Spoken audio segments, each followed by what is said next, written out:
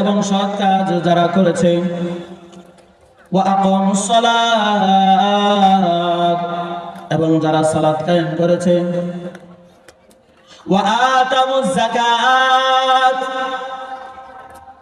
আবারো বলা হইতেছে যে আল্লাহ রাব্বুল আলামিন আল্লাহ সুবহানাহু ওয়া তাআলা বলতেছেন ওয়া আতামুজ যাকাত এবং যারা যাকাত আদায় করেছে লাহুম আজরুহুম ইনদা রাব্বিহিম ওয়ালা খাউফুন আলাইহিম ওয়ালা হুম ইয়াহজানুন।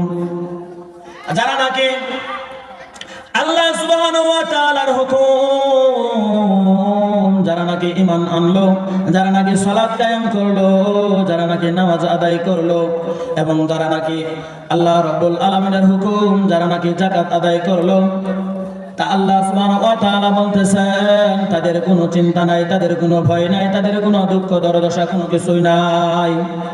কে বলতেছেন? আল্লাহ সুবহানাহু ওয়া তাআলা তিনি বলতেছেন। আল্লাহর নবী পয়গম্বর হযরত মুহাম্মদুর রাসূলুল্লাহ সাল্লাল্লাহু আলাইহি ওয়াসাল্লাম তিনি বলতেছেন আউয়ালু মা ইউহাসাবু বিহিল আবদু ইয়াউমাল কিয়ামাতিস সালাহ। কিয়ামত